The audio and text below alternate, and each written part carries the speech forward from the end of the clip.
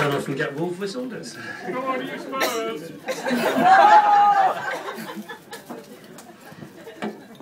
Well, first of all, what I'd like to do is to welcome everybody and thank you all for coming to celebrate this very special day today. Whenever I come to Burnham-on-Crouch, I always think of an Ian Dury song, Billericay Dicky, with the immortal lines, "Oh golly, oh gosh, come and lie on the couch with a nice bit of posh from Burnham-on-Crouch." And here we are today at a very posh venue, the Royal Corinthian Yacht Club at Burnham-on-Crouch. My sister-in-law Mindy lent me a book on speeches, and in this book there was a sample of various wedding speeches. And coming up is an awful joke, and apologies to Phil's side of the family, you've no doubt heard this before. The speech said, "Marriage has sometimes been called a lottery, but I'm sure there is no gamble in this marriage." Well, you know what I'm going to say. Always a gamble in this one. Lucy was quite concerned about my speech. She spoke to me a while ago about it, and she said, "Dad, you're not to make me cry. It's very, very important you don't make me cry." And she said, "Actually, what would be even worse, Dad, is if you cry."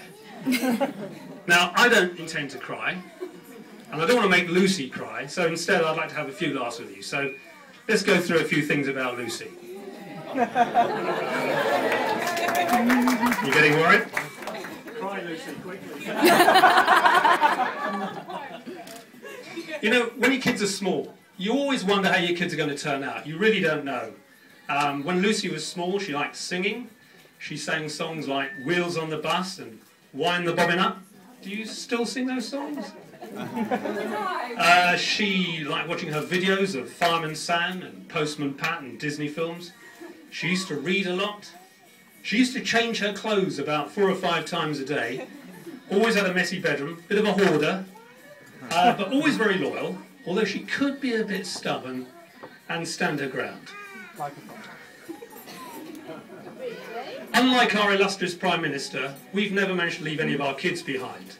But there was a situation many years ago when Lucy was about 5. She had what she called her people, which were her favourite toy.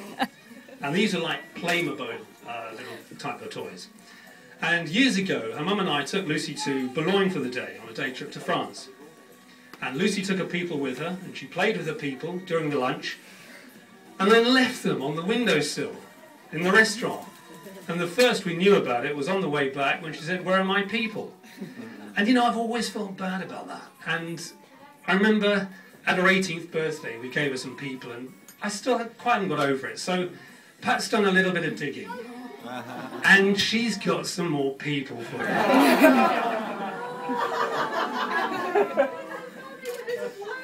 There's a Flo, there's a Lucy and a Phil, and a couple of little Lucy and Phils.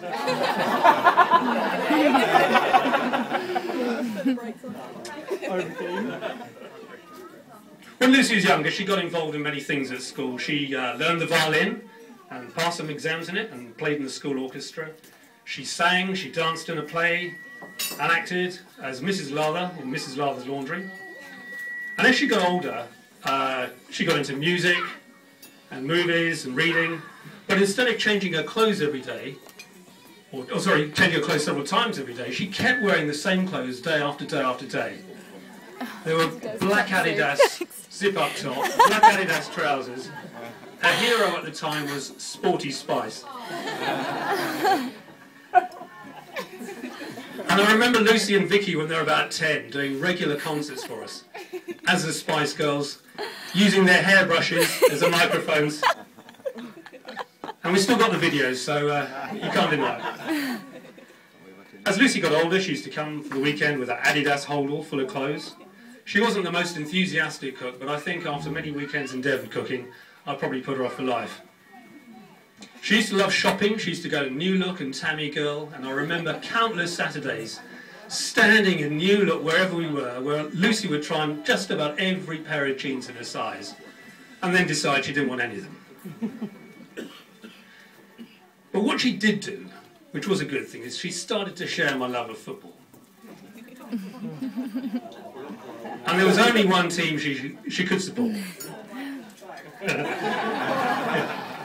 But of course, as you know, any football fan will know, Chelsea are the current European champions. But we'll move on fast. Her heroes were, first of all, Gianluca Vialli, and then she started to become a real fan of Frank Lampard.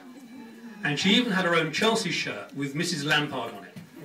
And what used to make me smile was when I used to take Lucy to the bridge, she used to join all the other Mrs. Lampards in the stadium as well.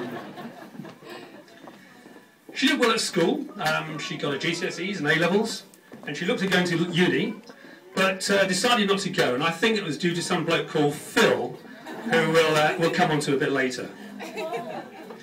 So Lucy started at Dorothy Perkins as a management trainee. We met up for lunch, I remember, in London. She'd been doing it for about 9 months, and what was quite clear is that Lucy wanted to work in London. So she started looking for a job. She was lucky enough to join Gordon Gates, and she found her feet in the crazy world of recruitment. She's ambitious, and she's since moved on to join Hyphen, and now she's got a new job at Resource Solutions. She works very hard, she's very successful, she's made lots of friends, many of whom are here today, very loyal. I'm hugely proud of Lucy's achievements. She's got some great LinkedIn testimonials. I'm very proud she's also a recruiter, and I always say, at least she's learned how to do it properly. And people sometimes ask, what are your expectations for your children? And Patricia and I have always said it's not about exam results or university degrees or fantastic careers.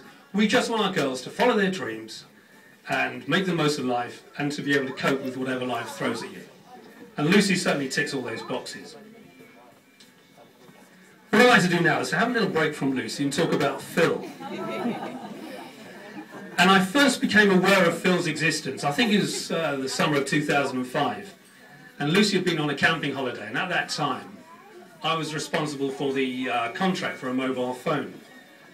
And when we got back it was about 350 quid, and I thought, And I think we first met Phil on your 18th birthday. I think we were to Locatelli's restaurant in London. And Phil, we thought, very nice guy, polite, bit shy. But then Phil did something very, very clever. He showed me something I'd never actually seen before.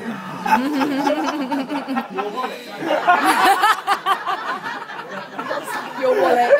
Better than that. If you cast your minds back to November 2007, a certain thing called the iPhone had come out in the States, but it hadn't come out in the UK.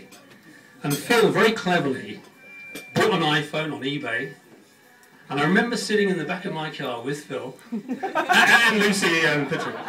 And he showed us his iPhone. And it was quite magnificent. And he went up so high in my estimation. I hadn't seen an iPhone then, and I think we're both on our third ones now, aren't we? What we do every or twice a year as a family, we have what we call No Matter What weekends. It's for all the girls and their fellas. And we get together in the summer and also at Christmas. And we call it No Matter What because no matter what you're doing, you've got to be there. It's written in tablets of stone. And Phil is always in huge demand. When the iPhones and the iPads come out, there's almost a queue saying, what's the latest app? How do you get over this? He's got huge, huge talent. I'm amazed you've not been snapped up by Apple. But Phil is a very steady guy. He's opposite to Lucy, who can be a little headstrong, as we know, and occasionally impulsive. I admire your patience, Phil. You're a very patient, kind and caring guy. And another thing we like is that you're a fantastic friend, and indeed now a brother-in-law to Gemma. Just one final thing on Phil. I understand that when he's had a few drinks, he's prone to inviting everybody back to his for a drink. Now, if he says this to you today, you know he doesn't really mean it. Lucy and Phil have built a wonderful solid base for their lives together. They've not rushed into anything. They've taken their time to plan their dreams and start to realise them. They've got a lovely home, full of boys' toys. Don't get the wrong idea, Phil, but if ever I get kicked out, I wouldn't mind coming living there. They've also got the little doggy, Flo, who's a real little Miss Personality. I was relieved when they got back okay after their respective stag and hen weekends. It's quite funny, when Phil said he was going snowboarding, Patricia wanted to go, and I was quite keen to go back to old stamping ground in Manchester, where I was a student, and join the girls, but that didn't happen. Lucy's got a few what I call well-defined hates. She hates being presented on a plate with a whole fish, in other words, a fish including its head. She hates porcelain shops. She doesn't like dad dancing, although there might be a bit of that. And she doesn't like pigeons. And I was really shocked a couple of months ago. We were walking across Trafalgar Square, and she aimed a kick at a pigeon. But Lucy's always had a bright, sunny and warm approach to life, always positive and cheerful. She's got a strong sense of values. She's a loyal friend. She's honest, hard-working, always gives of her best. Highly organised, very impressed with your wedding plans and preparation. She's deeply committed to the people she loves and cares for. Wonderful sister to Gemma, and clearly devoted to Phil. So get your hankies out.